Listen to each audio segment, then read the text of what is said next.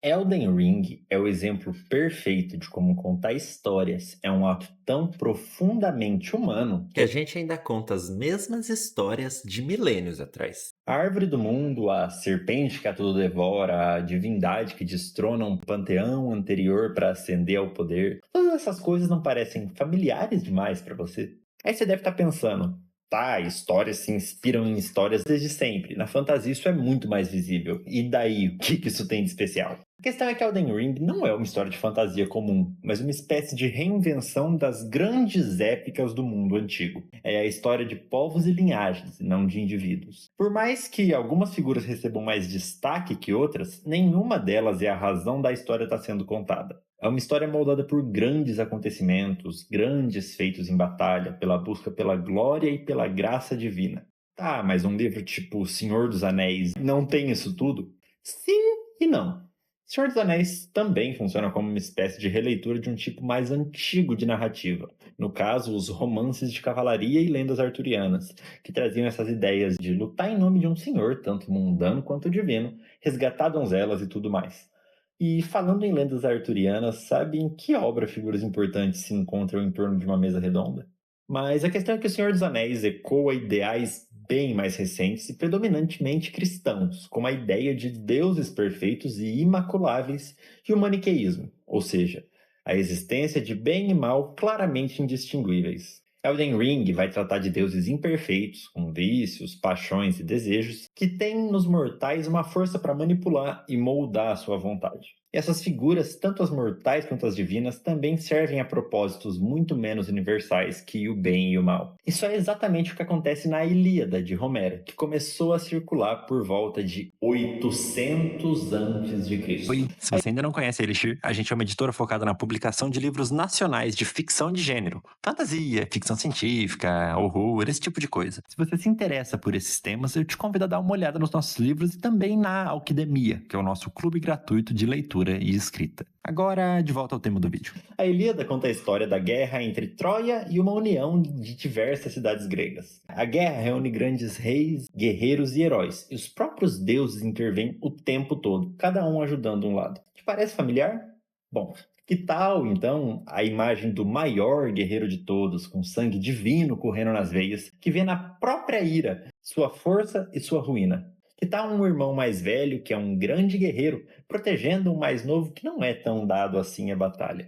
Grandes feitos e falas eloquentes, a gente também tem nas duas obras. Heed my words. I am Melania, Blade of Mikola.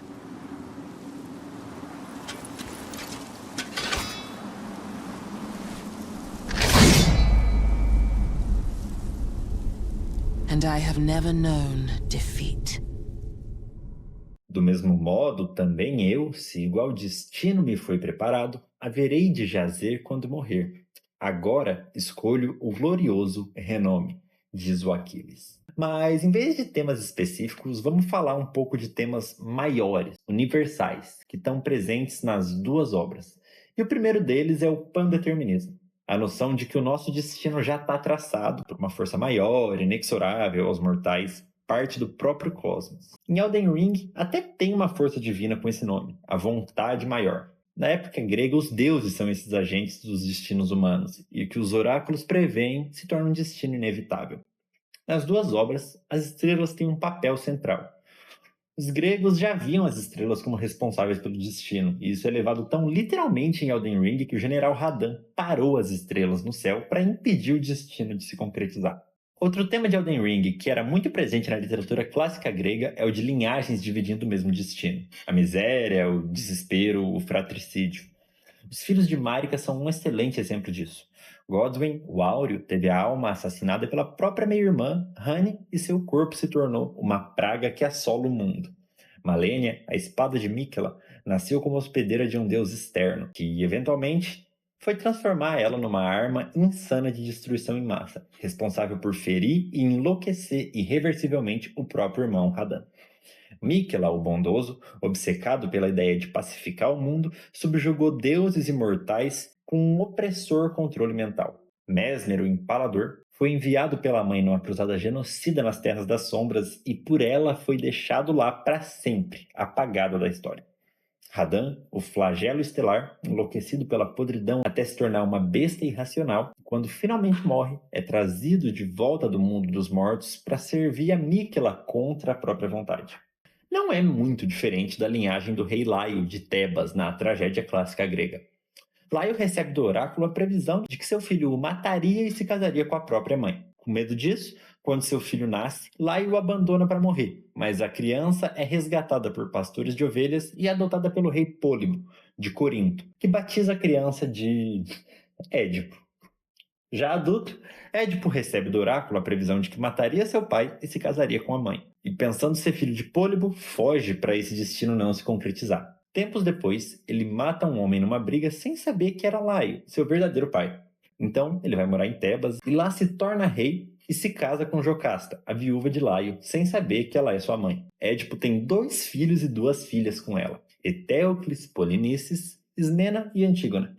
Quando Édipo, obcecado por descobrir e levar à justiça o homem que assassinou o rei Laio, chega à assustadora verdade de que é ele mesmo o assassino, Jocasta se mata e ele, enlouquecido pela culpa, perfura os próprios olhos e desiste de governar. Os filhos homens de Édipo, então, brigam pelo trono, o que faz Etéocles banir Polinices de Tebas, e o irmão banido então se alia a uma força inimiga para tentar conquistar o trono. Na guerra que se segue, ambos os irmãos são mortos e quem fica com o trono é Creonte, cunhado de Édipo, que decreta que Etéocles deve receber todas as honrarias mortuárias, mas o corpo de Polinices deve ficar abandonado exatamente onde ele morreu, sem receber um funeral digno. Antígona, outra das filhas de Édipo, se recusa a obedecer o decreto e enterra o irmão. Em seguida, Creonte então chama o seu filho, Hémon, que é noivo da Antígona. Sim, ela é noiva do próprio primo, que é sobrinho da mãe, que também é avó, eu acho. Enfim, Creonte dá uma ordem para o filho, executar Antígona, a própria noiva. Profundamente desgostoso e depois de muito relutar, ele cumpre a ordem e se mata logo em seguida. A notícia da morte do filho causa o suicídio também da esposa de Creonte. Essa repetição do infortúnio, esse se debater inutilmente contra as garras do destino e da agonia, é um tema profundamente dividido por Elden Ring e pela tradição clássica grega. Nessas obras, por maiores e mais nobres que sejam os indivíduos, eles fazem parte de um todo maior ainda, que vai além da compreensão deles. O destino, o cosmos, os deuses. Mas é claro que nem tudo é tão semelhante assim nesses 2 universos. E uma das principais diferenças é que na tradição grega, os excessos e falhas dos deuses levam desgraça aos homens, enquanto em Elden Ring, nem os próprios deuses estão a salvo da desgraça que eles trazem. É justamente o despedaçado panteão que desencadeia os acontecimentos que dão início ao jogo da From Software. E como jogadores, a gente se depara com um mundo que é uma sombra do que já foi, com deuses decaídos, enlouquecidos e desaparecidos. Enquanto a narrativa grega clássica trata de virtudes, valores e ética muito claros e universais, e os conflitos se dão quando alguém desobedece um desses valores ou quando eles exigem coisas opostas, em Elden Ring a gente tem muitas orientações diferentes a seguir. A vontade maior, os 3 dedos, a lua, as estrelas, a chama frenética. Mas nenhuma dessas orientações é realmente nobre e virtuosa, porque todas elas vêm de deuses além da nossa compreensão, habitantes sinistros do grande cosmos lá fora. Eu nem preciso dizer o quanto isso lembra o horror cósmico que não foi inventado por Lovecraft, mas se popularizou com ele. Bom, esse tema fica para outro vídeo.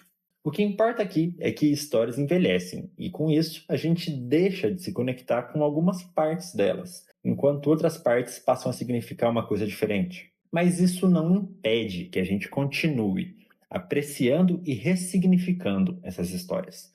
Porque poucas coisas podem unir pessoas mais do que histórias.